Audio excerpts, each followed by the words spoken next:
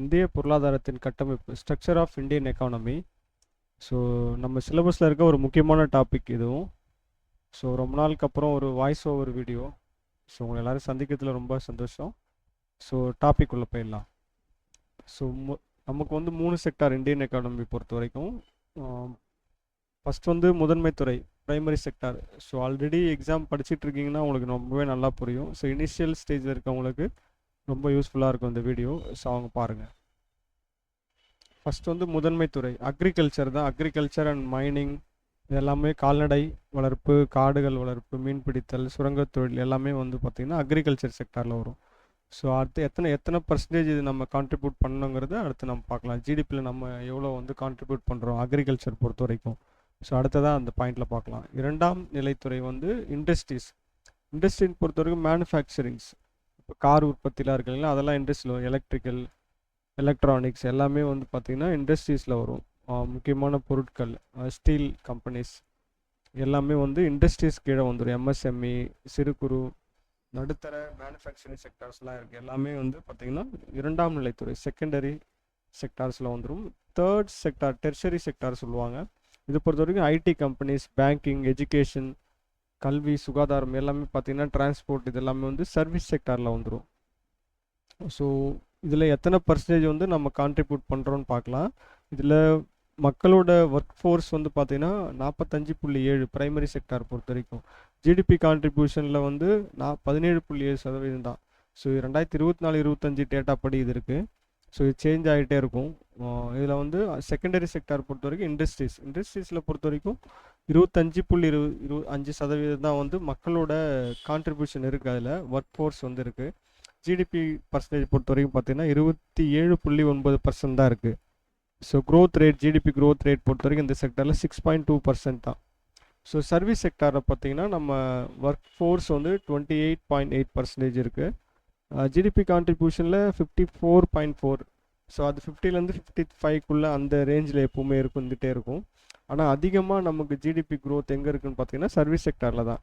குறைவான மக்கள் பார்ட்டிசிபேட் பண்ணிட்டு அதனால் அதிகமான பர்சன்டேஜ் வந்து க்ரோத் ரேட் இருக்கிறது வந்து சர்வீஸ் செக்டாரில் தான். பல்வேறு துறையில் வந்து நம்ம சர்வீஸ் செக்டாரில் வந்து ஸோ லீடிங் செக்டாராக இருக்குது இந்தியாவில். இந்தியாவோட ஸ்ட்ரென்த்தும் கூட அதுதான். ப்ரைமரி செக்டார் தான் ஏற்கனவே சொன்ன மாதிரி தான். அந்த பிக்சரை கொஞ்சம் சிம்பிளிஃபை பண்ணுற மாதிரி கொடுத்துருக்கு. ஓகேங்களா. அதிகமாக நான் சொன்ன மாதிரி ஏற்கனவே குறைவான மக்கள் பார்ட்டிசிபேட் பண்ணி அதிக பர்சன்டேஜ் வந்து நம்ம ப்ரொடக்டிவிட்டி கொடுக்குறது வந்து சர்வீஸ் செக்டார் தான். ஓகேங்களா. அது கொஞ்சம் பார்த்துக்குவாங்க. இது வந்து நம்ம அப்டேட் பண்ணிகிட்டே இருக்கணும். எக்ஸாம் ஓரியன்டாக கேட்கும்போது ரொம்ப ஈஸியாக இருக்கும். அது நீங்கள் அப்பப்போ படிச்சுக்கணும். இதில் என்னென்ன ஸ்கீம்ஸ்லாம் அதுக்கு உதவியாக இருக்குது. மேக் இன் இண்டியா பொறுத்த வரைக்கும் செகண்டரி தான். மேக் இன் இண்டியா எதுக்காகனா செகண்டரி செக்டாருக்கு தான் யூஸ் ஆகும். ஸோ அங்கே வந்து இண்டஸ்ட்ரி சம்மந்தமான விஷயங்களுக்கு வந்து மேக் இன் இண்டியா, நம்ம நாட்டிலே பொருட்கள்லாம் தயாரிக்கணும். மேக் இன் இந்தியாக்கிடையே வந்து தயாரிக்கணும். எல்லா பொருட்களையுமே வந்து நம்ம நாட்டில் தயாரிக்கணும். நம்ம நாட்டு பொருட்களாக இருக்கணும், நம்ம நாட்டில் தயாரிக்கணுங்கிறது தான் மேக் இன் இண்டியா. ஸோ அதுக்கு நிறைய வந்து நமக்கு ஸ்கோப் இருக்குது. கவர்மெண்ட் நிறைய அதுக்கு கான்ட்ரிபியூட் பண்ணுறாங்க. ஓகேங்களா. இப்போது என்ன ரெண்டு மாதிரியான செக்டார்ஸ் இருக்குது நம்மக்கிட்ட.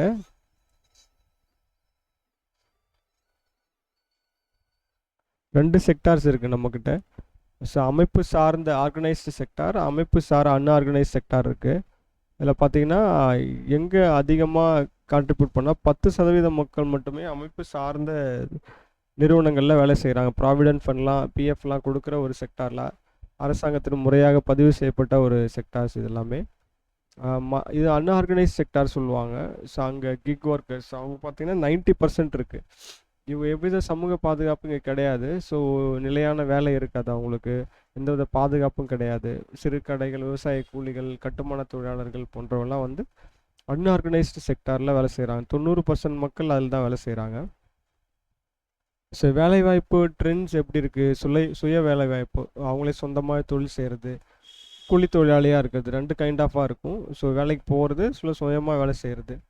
So employment schemes, MG NREGA இப்போ எடுத்துட்டாங்க. வேறு அந்த பிபிஜி ராம் ஸ்கீம் வந்திருக்கு. அடுத்த ஸ்லைடில் நம்ம அதை பார்க்கலாம். ஸ்வர்ண ஜெயந்தி, கிராம் சுரோஜ்கார் யோஜனா, இந்த ஸ்கீம்ஸ் எல்லாம் எக்ஸாம் ஓரியன்டாக ரொம்ப முக்கியமாக இருக்கும். நம்ம பிரதம மந்திரி ரோஜ்கார் யோஜனா, ஸ்வர்ண ஜெயந்தி கிராம் ஸ்வரோஜ்கார் யோஜனா எப்போ தொடங்குச்சு, இதோட நோக்கம் என்ன? ஏழைகள் ஸ்வர்ண ஜெயந்தி கிராம் ஸ்வரோஜ்கார் யோஜனா பொறுத்த வரைக்கும் ஏழைகள் சுய உதவி குழுக்களாக ஒருங்கிணைந்து சுய வேலைவாய்ப்பை உருவாக்குதல் தான் இதோட முக்கியமான நோக்கம். அடுத்து வந்து பார்த்திங்கன்னா தேசிய ஊரக வாழ்வாதார இயக்கம் தீன் தயாள் அந்தியோதயா யோஜனா. ஸோ 2011 கொண்டு வரப்பட்ட அந்த திட்டம் முறையான கிராமப்புற ஏழைகளுக்கு வாழ்வாரத்தை மேம்படுத்தி முறையான வேலை வாய்ப்புகள் உருவாக்குதல் இதோட முக்கியமான நோக்கம். பிரதான் மந்திரி கௌஷல் விகாஸ் யோஜனா இளைஞர்களுக்கு வந்து தொழில் திறன்களை மேம்படுத்துதல், ஸ்கில் டெவலப்மெண்ட், தொழில் சார்ந்த ஸ்கில் டெவலப் பண்ணுறது அவங்களுக்கு. ஏற்கனவே சொன்ன மாதிரி மேக் இன் இந்தியா தொழில்துறை சார்ந்து இந்தியாவிலே பொருட்கள் உற்பத்தி பண்ணுறதுக்கான ஒரு திட்டம் அது. ஸோ இதெல்லாமே வந்து ஒரு பேசிக் அவுட்லைன் தான். அடுத்த இந்த பேஸ் பண்ணி நம்ம நிறைய ஸ்கீம்ஸ் வந்து அப்டேட் பண்ணிக்கணும். ஸோ நான் இந்தியன் எக்கானமி எப்படி இருக்குது, இதுக்கு எதெல்லாம் வந்து உதவியாக இருக்குங்கிறது ஸ்ட்ரக்சர் ஆஃப் இந்தியன் எக்கானமியில் முக்கியமான டாபிக்ஸ் எல்லாமே. தமிழ்நாடு வேலை வாய்ப்பு மற்றும் பொருளாதார நிலை எப்படி இருக்குது? ஃபேக்ட்ரிஸ் அதிகம் கொண்ட மாநிலத்தில் வந்து தமிழ்நாடு மிக முன்னணி மாநிலமாக இருக்குது. ஸோ அதிகமாக வேகமாக நகரமயமாதலில் வந்து தமிழ்நாடு முக்கிய இடத்துல வச்சுட்டு வருது. அத்தனை பார்த்தீங்கன்னா இந்த எம்ஜிஎன்ஆர்ஏ வந்து ஏற்கனவே மாற்றிட்டாங்க இல்லைங்களா, விபிஜி ராம் அந்த சட்டத்தின் 2025 கீழ் சட்டம் இயற்றப்பட்டது. இதில் பார்த்தீங்கன்னா புதிய சட்டத்தினோட இதனோட என்ன ஸ்கோப் இருக்குன்னு பார்க்கலாம். சரிங்களா, இந்த ஸ்கீம் வந்து அமலுக்கு வரும் நாள் வந்து பார்த்தீங்கன்னா ஜூலை 1, 2026 முதல் நாடு முழுவதும் அமலுக்கு வருகிறது. வேலை நாட்கள் வந்து அதிகரிப்பு. ஏற்கனவே வந்து எம்ஜி நரேகாலாம் 100 நாட்கள் தான் இருந்தது. இப்போ வந்து 125 டேஸ் 125 நாள் கொடுத்துருக்காங்க. கட்டாய வேலை வாய்ப்பு உத்தரவாதம் செய்யப்படுகிறது. விவசாய பருவகால இடைவெளி செக்டாரல் சீசனல் பாஸ் சொல்லுவாங்க. விவசாய பணிகளுக்கு ஆட்கள் பற்றாக்குறை ஏற்படுவதை தவிர்க்க பயிர் விதைப்பு மற்றும் அறுவடை காலங்களில் அதிகபட்சமாக 60 நாட்கள் வரையும் திட்டத்தின் கீழ் வேலை வழங்குவது தற்காலிகமாக நிறுத்தி வைக்கப்படலாம். ஸோ அந்த சீசனில் மட்டும் எல்லாமே இந்த வேலைக்கு போயிடக்கூடாதுன்றதுக்காக அந்த சீசனில் மட்டும் ஒரு 60 நாள் வரைக்கும் நிறுத்தி வைக்கிறாங்க. நிதி பகிர்வு பொறுத்த வரைக்கும் 60% எக்ஸாம் ஓரியன்டாக அது கேட்பாங்க. 60% வந்து சென்ட்ரல் கவர்மெண்ட்டு, 40% வந்து ஸ்டேட் கவர்மெண்ட் நிதியிலேருந்து தரப்படுது. மோஸ்ட்லி சென்ட்ரலி ஸ்பான்சர் ஸ்கீமாக மாற்றப்பட்டிருக்கு. ஆனால் ஸ்டேட்டோட கான்ட்ரிபியூஷன் வந்து இதில் இருக்குது. இதில் முக்கியமான ஒர்க் என்னென்னா நீர் பாதுகாப்பு மற்றும் மேலாண்மை, குளங்கள் வெட்டுறது, அந்த வாய்க்கால்கள்லாம் சரி பண்ணுறது, கிராமப்புற கட்டமைப்பு கோர் செக்டார், ரூரல் இன்ஃப்ராஸ்ட்ரக்சர் வந்து ரோடு சாலை அமைக்கிறது, வாழ்வாதார லிவ்லிஹுட் இன்ஃப்ராஸ்ட்ரக்சர், தீவிர வானிலை மாற்றங்கள் எதிர்கொள்ளும் சிறப்பு பணிகளை, mitigation some extreme weather events, அப்பப்போ கவர்மெண்ட் கொண்டு வர இது துறை சார்ந்த விஷயங்களை வந்து மேம்படுத்துறதுக்கு வந்து இந்த விபிஜி ராம் ஸ்கீம் வந்து யூஸ் ஆகும். ஸோ கிராம கட்டமைப்புகளை மேம்படுத்துறதுக்காக தான் இந்த ஒர்க். ஸ்கில் டெவலப்மெண்ட் ஸ்கீம் ஏற்கனவே நம்ம பார்த்த மாதிரி பிரதான் மந்திரி கௌஷல் விகாஸ் யோஜனா. ஓகேங்களா, இது வந்து பள்ளி கல்லூரியில் இருந்து பாதியில் நின்றவர்கள் வேலையற்ற இளைஞர்களுக்கு சந்தை தேவைக்கேற்ப இலவச குறுகிய கால பயிற்சிகளை வழங்குதல். சிறப்பு அம்சம் பார்த்திங்கன்னா 300 முதல் 600 மணி நேர பயிற்சிகள், நேரடியாக வேலை செய்யும் இடத்தில் பயிற்சி பெறுதல், கிரவுண்டில் அங்கேயே கூட்டு போய் ட்ரைனிங்கில் இண்டஸ்ட்ரீஸ்லேயே கூட்டு போய் ட்ரைனிங் தருது. தேசிய திறன் கட்டமைப்பு அடிப்படையில் தொழில் சான்றிதழ்கள் வழங்கப்படும். அவங்க ட்ரைனிங் முடித்த உடனே அவங்களுக்கு அந்த துறை சார்ந்த சான்றிதழ்கள் சர்டிஃபிகேட்ஸ் கொடுப்போம். அதன் அடிப்படையில் அவங்க வேறு ஒரு வேலைக்கு போக முடியும், வேறு கம்பெனிஸ்க்கு. டிஜிட்டல் தளம், மாணவர் தங்களை ஸ்கில் இந்தியா டிஜிட்டல் என்ற மொபைல் செயலி வழியாக வந்து பதிவு செய்து கொள்ளலாம். ஸோ இந்த ஸ்கீம் கேட்கும்போது என்னோட நோக்கம் என்ன, இதனோட ஸ்பெஷலைஸ்டு விஷயம் என்ன, அதெல்லாம் கேட்பாங்க. ஸோ அதெல்லாம் பார்த்துக்கணும் நம்ம. பிஎம் சேது நாடு முழுவதும் உள்ள தொழில் பயிற்சி நிலையங்கள் ஐடிஐஸ் இருக்குது இல்லைங்களா, ஐடிஐ வந்து நவீன தொழில்நுட்பம் தரம் உயர்த்தி அதன் மூலம் மாணவர்கள் வேலைவாய்ப்பு திறனை வந்து மேம்படுத்தும் புதிய திட்டம் இது. அதை பார்த்துக்குவோம். பிஎம் சேதுனா என்னன்னு கேட்பாங்க. பிஎம்என்ஏபிஎஸ் தேசிய தொழில் பழகுனர் ஊக்குவிப்பு திட்டம். நோக்கம் வந்து நிறுவனங்களில் இளைஞர்கள் நேரடியாக அப்ரண்டிஸ்ஷிப் எனப்படும் தொழில் பழகுனர் பயிற்சி வழங்குவது ஊக்குவிப்பது. இதற்காக மத்திய அரசு வந்து குறிப்பிட்ட கால அளவு உதவித்தொகை ஸ்டைப்பன் கொடுக்குறாங்க. இதுக்கு சம்மந்தமாக டைரெக்டாக மாணவர்கள் வங்கி கணக்கிலே செலுத்திடுவாங்க. மகாத்மா காந்தி ஸ்வராஜ் திட்டம், கிராம ஸ்வராஜ், காதி, கைத்தறி, ஹேண்ட்லூம் கைவினைப் பொருட்கள் வந்து தயாரிக்கும் கிராமப்புற கைவினைகளுக்கு உலகளாவிய தரத்திற்கு ஏற்ப திறன் மேம்பாட்டு பயிற்சியும் சந்தை வாய்ப்புகளையும் வழங்க புதிய ஒருங்கிணைப்பு திட்டம் இது. வேகமாக வளரும் இந்திய பொருளாதாரம். ஸோ இந்திய பொருளாதாரம் ஃபாஸ்டஸ்ட் க்ரோயிங் எக்கானமி இந்த வேர்ல்டு. அது எப்படின்னு நம்ம பார்க்கலாம். ஓகேங்களா. இந்தியா முன்னணியில் இருக்குது வேகமாக வளர நாடுகளில். உலகளாவிய தரவரிசை மொத்த உள்நாட்டு உற்பத்தியில் ஜிடிபியில் பொறுத்தவரைக்கும் பார்த்திங்கன்னா இந்தியா தற்போது உலகின் 5வது பெரிய பொருளாதார நாடாக யூகேவை பின்னுக்கு தள்ளி விளங்குகிறது. ஸோ இது வந்து இன்னும் அதிக அப்டேட்லேயே இருக்கும். இந்த ரேங்கிங் பொறுத்த வரைக்கும் நம்ம செக் பண்ணிக்கணும், சேஞ்ச் ஆகும். ஸோ அதை நம்ம பார்த்துக்கிட்டே இருக்கணும். பர்ச்சேசிங் பவர் பேரிட்டி சொல்லுவோம், வாங்கும் திறன் அடிப்படையில் இந்தியாவில் இருக்க மக்களே ப்ரொடியூஸ் பண்ணி இந்தியாவில் பொருளை வாங்கக்கூடிய மக்கள் 3வது பெரிய பொருளாதாரமாக இருக்குது. ஃபர்ஸ்ட் வந்து சீனா, 2ஆம் இடத்துல அமெரிக்கா இருக்குது, 3rd பிளேஸில் வந்து நம்ம இருக்கோம். ஸோ இந்த ரேங்கிங்லாம் அப்பப்போ செக் பண்ணிக்கணும் எக்ஸாமுக்கு முன்னாடி.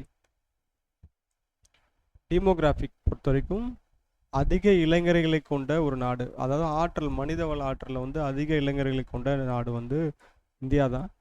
உழைக்கும் திறன் கொண்ட மக்கள் இவங்களாம் 15 to 59, 15லேருந்து 59 வயசுக்கு அதிகமாக உள்ளனர் மக்கள். அது உழைக்கும் திறன் உள்ள மக்கள் வந்து அதிகமாக இருக்காங்க இந்தியாவில். ஓகேங்களா. இது ஒரு பெரும் உந்து சக்தியாக இருக்குது. இந்தியாவோட எக்கனாமிக் க்ரோத்துக்கு வந்து எது பெரிய உந்து சக்தினா மனித வளம் தான். அதோட ஸ்ட்ரென்த் வந்து மனித வளம். ஓகேங்களா. உள்நாட்டு நுகர்வு, நான் ஏற்கனவே சொல்லணும், பர்ச்சேசிங் பவர். நம்ம உள்நாட்டு சந்தையே வந்து மிகப்பெரும் நுகர்வு சந்தை தான். ஸோ மொபைல் செக்டாரு, காரு, எந்த பொருட்கள் வந்தாலும் நம்ம தேவைக்கு நம்ம வாங்குறோம் இல்லைங்களா, அது அதிகமாக இருக்குது. ஸோ நம்ம அதிகமாக ஃபாஸ்டஸ்ட் க்ரோயிங் எக்கானமியாக இருக்கிறது காரணமும் இதுதான் முக்கியமான காரணம். வளர்ந்து ஒரு சேவைத்துறை, ஐடி செக்டார் வந்து க்ரோயிங் செக்டார் எப்போவுமே அது. ஸோ நாட்டின் ஒட்டுமொத்த ஜிடிபிக்கு துறை 50%, ஏற்கனவே நம்ம பார்த்த மாதிரி ஃபஸ்ட்டு பார்த்த மாதிரி 50%க்கு மேலே பங்களிப்பு வழங்குது ஜிடிபியில். ஸோ பேங்கிங், பிபிஓஸ், கால் சென்டர்ஸ்லாம் சொல்லுவாங்க, சாஃப்ட்வேர் செக்டார் பொறுத்த வரைக்கும், ஃபினான்ஸ், எல்லாமே வந்து 3ஆம் நிலை வளர்ந்த ஒரு சேவைத்துறை குறிக்குது. விவசாயத்துறையின் வலுவான அடித்தளம் கொண்டது, ரெசிலியன்ட் அக்ரிகல்ச்சர் பேஸ். இந்தியா உலகளவில் மிகப்பெரிய விவசாய பொருளாதாரத்தை கொண்ட நாடுகளில் ஒன்றாகும். நெல், கோதுமை, கரும்பு, வாசனை பொருட்கள் உற்பத்தி இந்தியா முன்னணியில் இருக்குது. ஸோ இத்துறை நாட்டின் உணவு பாதுகாப்பு உறுதி செய்வதோடு மக்கள் தொகையில் பாதிக்கும் மேற்பட்டவருக்கு மறைமுக மற்றும் நேரடி வேலைவாய்ப்பு வழங்குகிறது. ஓகேங்களா.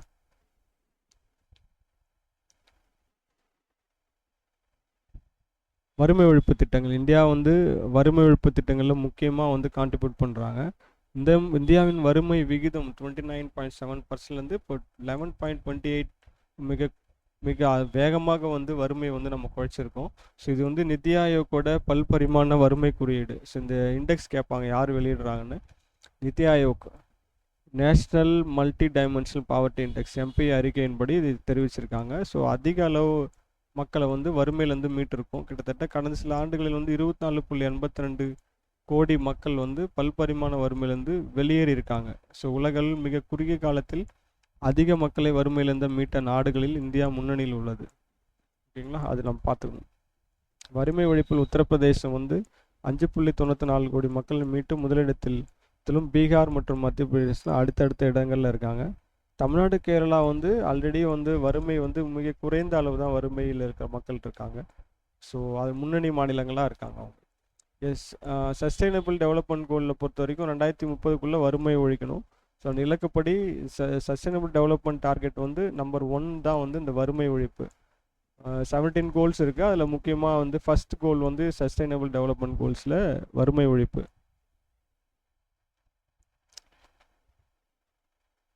விவசாய உற்பத்தி பற்றி பார்க்கலாம். பால் உற்பத்தியில் வந்து உலகளாவிய பால் உற்பத்தியில் 25% பங்களிப்பு இந்தியா முதலிடத்தில் உள்ளது.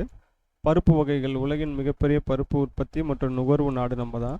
சணல் மற்றும் நறுமணப் பொருட்கள், உலகளாவிய சணல் மற்றும் நறுமணப் பொருட்கள் உற்பத்தியில் இந்தியா முதலிடம் இருக்குது. கால்நடை எண்ணிக்கை, லைவ் ஸ்டாக், உலகிலேயே மிக அதிக கால்நடைகளை கொண்ட நாடு இந்தியா. நெல், கோதுமை, கரும்பு உற்பத்தியில் வந்து இந்தியா 2வது இடத்துல இருக்குது. முதலிடத்தில் வந்து சீனா, பிரேசில் இருக்காங்க. ஸோ அதை பார்த்துக்கோங்க. நெல், கோதுமை, கரும்பு உற்பத்தியில் வந்து இந்தியா 2வது இடத்துல இருக்குது. பழங்கள் மற்றும் காய்கறிகள் உற்பத்தியில் இந்தியா 2வது இடம். பருத்தி, காட்டன் அப்புறம் டீ உற்பத்தியில் இந்தியா 2வது இடம் வைக்கிறாங்க. ஸோ இந்த பிளேசஸ்லாம் ரேங்க்லாம் வந்து சேஞ்சஸ் ஆகும். அப்போது எக்ஸாம் போகிறதுக்கு ஒரு 1 மந்த் முன்னாடி இந்த டீட்டெயில்ஸ்லாம் நம்ம வந்து பார்த்துக்கணும். ஓகேங்களா. ஏற்கனவே சொன்ன மாதிரி வாங்கும் திறன், பர்ச்சேசிங் பவர் பேரிட்டி, நம்ம 3வது இடத்துல இருக்கோம். நாமினல் ஜிடிபியில் வந்து அதான் உலக அளவில் வந்து நம்ம 5வது இடத்துல இருக்கோம். ஸோ இந்த பிளேசஸ் வந்து நம்ம அடிக்கடி சேஞ்ச் ஆகும், செக் பண்ணிக்கணும். ஓகேங்களா? இது வந்து ஒரு பேசிக் அவுட்லைன். இதெல்லாம் இருக்குது எக்ஸாமுக்கு பார்க்கணுங்கிறதுக்காக தான் இதெல்லாமே. ஸோ இது ஃபேக்ட் ஓரியன்ட் டேட்டா தான் இதெல்லாமே. யூபிஐ பண பரிவர்த்தனையில் வந்து நம்ம ரியல் டைமாக பணத்தை வந்து பரிவர்த்தனை பண்ணுறது இந்தியா முதலிடத்தில் இருக்காங்க. டிஜிட்டல் யூஸ் பண்ணி நம்ம கடைகள்லாம் ஸ்கேன் பண்ணி பைசா பே பண்ணுவோம்லாம், யூபிஐ சொல்லுவோம், யூனிஃபைடு பேமெண்ட் இன்டர்ஃபேஸ் அப்படி சொல்லுவோம். ஸோ அதில் வந்து நம்ம முதலிடத்தில் இருக்கோம் வேர்ல்ட்லேயே. ரொம்ப ஒரு நல்ல கட்டமைப்பை கொண்டிருக்கோம். அதுக்காக தான் சொல்லியிருக்காங்க. உலகிலேயே வெளிநாடுகளில் வாழும் நம்ம நாட்டு மக்கள் வெளிநாடுகளில் வாழுறாங்க. அவங்க பணத்தை அவங்ககிட்டேருந்து அதிகமாக பணத்தை பெறும் நாடு. வேலை செஞ்சு நம்ம நாட்டுக்கு பணம் அனுப்புகிறாங்க. அவங்க சேலரியாக வாங்கி நமக்கு கொடுக்குறதுல வந்து இந்தியா தான் வந்து முதலிடத்தில் இருக்குது. இந்த ஆர்பிஐ தரவுகளின்படி தெரிவிச்சிருக்காங்க. ஓகேங்களா? அதை நம்ம பார்த்துக்கணும். ரெமிட்டன்ஸ் சொல்லுவாங்க. வெளிநாடுகளில் வேலை செஞ்சு நம்ம நாட்டுக்கு அனுப்புகிறாங்க பணத்தை. ஓகேங்க. அது நம்ம தொடர்ந்து வந்து க்ரோயிங் ஸ்டைல் இதெல்லாம் இருக்கும். ஸோ இந்த கட்டமைப்பு வந்து அதுதான் காட்டு இந்த டேபிள். ஒவ்வொரு ஆண்டும் வந்து நம்ம அதிகமாக வாங்கிட்டே இருக்கோம். நம்ம நாட்டு மக்கள் வந்து வெளிநாட்டில் போய் வேலை செய்கிறாங்க இல்லையா, அதனோடது. இல்லை அமெரிக்காவிலேருந்து வரக்கூடிய பணம் வந்து 27.7%. இதில் ஐக்கிய அரபு அமீரகம் 2வது இடத்துலையும், சிங்கப்பூர் யூகேலாம் வந்து 3வது இடத்துல இருக்குது. அவங்க அந்த நாடுகளில் வந்து நம்ம நாட்டு மக்கள் வந்து அங்கே வேலை செஞ்சு நமக்கு பணத்தை அனுப்பிட்டே இருக்காங்க. ஸோ இதெல்லாம் வந்து இந்தியாவோட ஸ்ட்ரென்த்து. அக்ரிகல்ச்சர், சர்வீஸ் செக்டார் இதெல்லாமே வந்து இந்தியாவோட ஸ்ட்ரென்த்தாக பார்க்கப்படுது. ஸ்ட்ரக்சரல் எக்கானமியில் பப்ளிக் ப்ரைவேட் பார்ட்னர்ஷிப் அப்படிங்கிறது வந்து 1991க்கு அப்புறம் தான் இந்த ஸ்கோப் வந்து அதிகமாகுது. அதுக்கு முன்னாடி இருந்தாலுமே அது நிறைய சிக்கல்கள் இருந்துச்சு.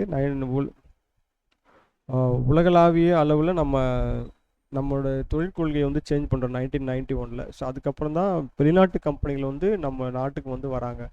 ஸோ கவர்மெண்ட் கம்பெனிஸ் இருக்குது, ப்ளஸ் வெளிநாட்டு கம்பெனிகள் வந்து அதிகமாக வராங்க. ஸோ கார் கம்பெனிஸ், ஹுண்டாய் போன்ற பெரிய கார் கம்பெனிகள்லாம் நமக்கு வராங்க.